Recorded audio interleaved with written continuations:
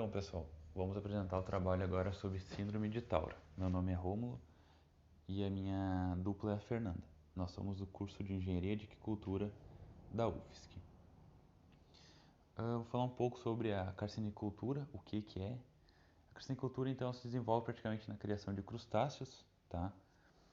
A carcinicultura ela cresceu rapidamente em todo o mundo e hoje representa uma grande indústria. Essa indústria ela proporciona a geração de muitos empregos e gera milhões de receitas, tanto em dólar, como em reais, como em euro e por aí vai.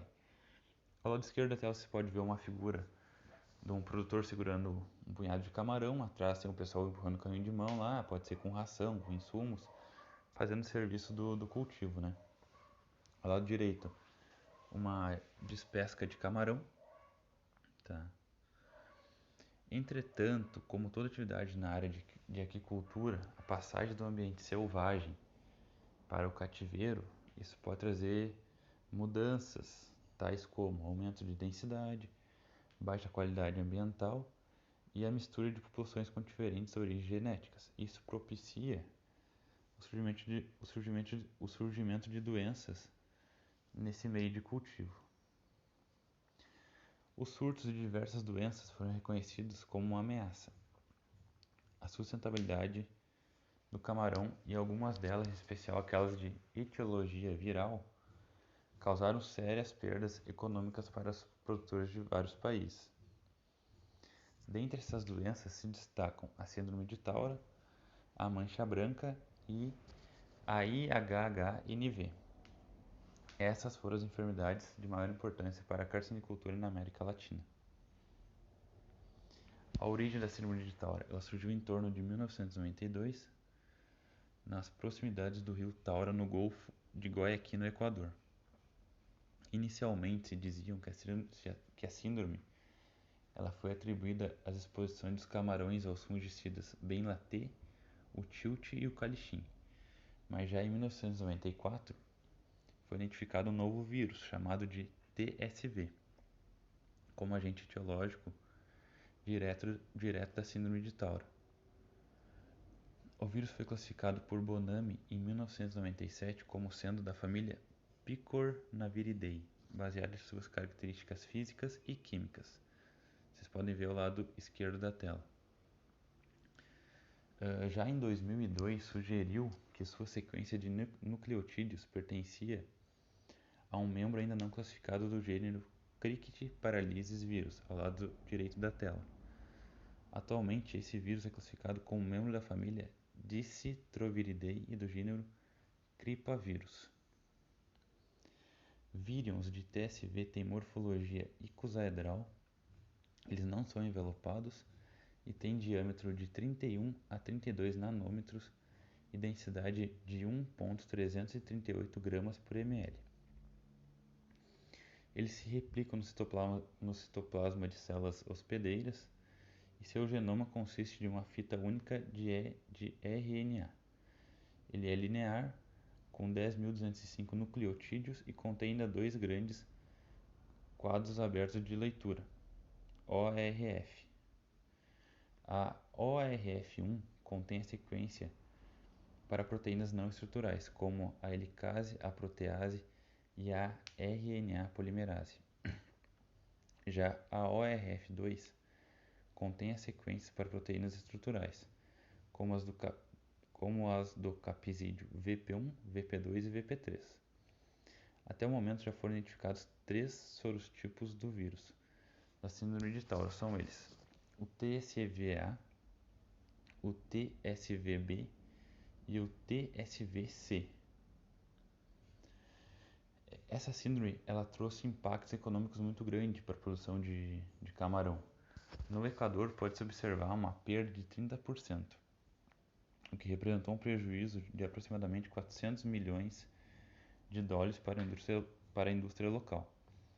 Já em Honduras diminuiu em torno de 60% depois do surto de TSV na região. Estima-se que o vírus Taura tenha causado perdas econômicas diretas na América Latina de em torno de 1 a 1,3 bilhões de dólares. A susceptibilidade dessa doença nos camarões diz o seguinte: que espécies de camarões diferem em sua suscetibilidade ao TSV. Em Lithopineus vanamei, a TSV não causa impacto à saúde de náuplios e larvas, até o estágio de míceis, mas já da pós-larva até a fase adultas, eles são altamente susceptíveis a essa doença. O pneus satíferos e o pneus styloristris são menos sensíveis a essa doença. Já o pneus monodon, o pneus japônicos, o pneus duararum e o pneus azetetecus são altamente resistentes a essa doença. Agora, a partir daqui, quem vai continuar a apresentação é a Fernanda. Obrigado, pessoal.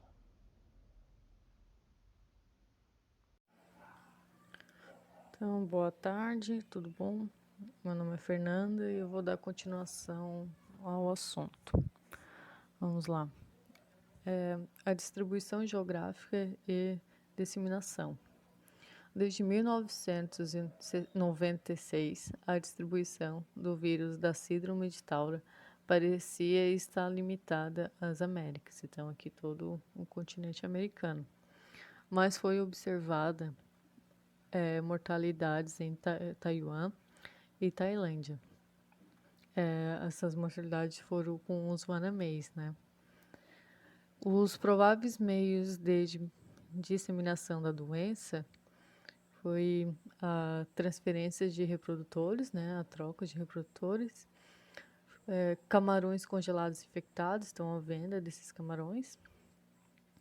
E fezes de gaivota e garças. Então, esses animais que se alimentaram de camarões com esse vírus, o vírus continua ativo, né? Infectuoso nas fezes deles. Vamos lá. Atributos clínicos e patológicos. A síndrome de Taura, ela apresenta duas fases distintas. A fase aguda e a fase crônica. Então, a gente vai falar um pouquinho sobre cada uma.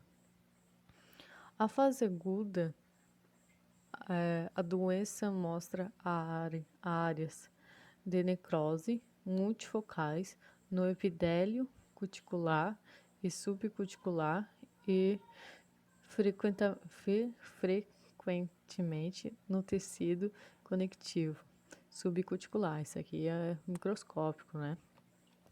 Então, ele apresenta essas lesões, que está aqui na figura 2, e, segundo o artigo, a aparência é de como se fosse uma pimenta em pó. E essa aqui, as lesões, foi tirada do epitélio cuticular de um camarão vanamei. Infectado, óbvio, né?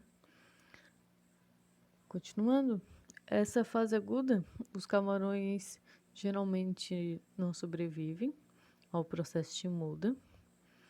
Aí, aqui explicando o ciclo da muda, né, do camarão infectado.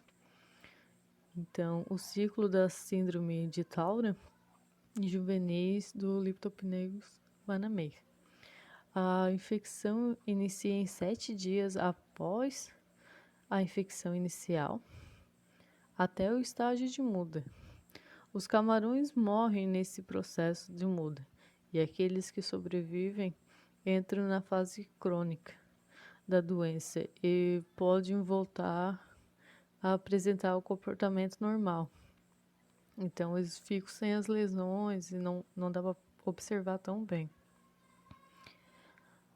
Aqui já entrando na fase crônica, como eu tinha comentado, a fase crônica pode não haver lesões macro e microscopicamente detectáveis.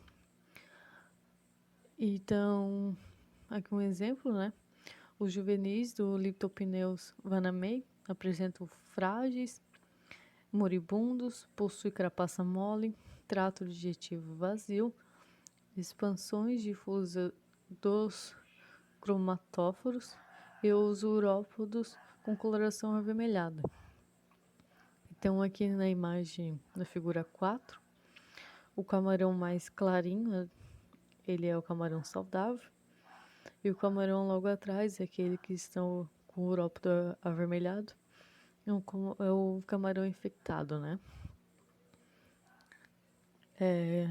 Continuando a fase crônica, aqui na figura 5 temos os urópodos lesionados, e já na figura 6 mostrando a pigmentação avermelhada. Continuando a fase crônica, durante essa fase os camarões podem ou não apresentar sintomas da doença, né? Como já tinha comentado. Quando demonstram, apresentam mortalidade moderada nos viveiros e algumas lesões. Aí, geralmente, os camarões são assintomáticos nessa fase. Aí, a lesão que pode apresentar são melanizadas e multifocais, que são essas manchas pretas aqui na figura 7. E sobre o trabalho era isso. Essa aqui é a nossa referência do artigo que a gente tirou. E obrigada.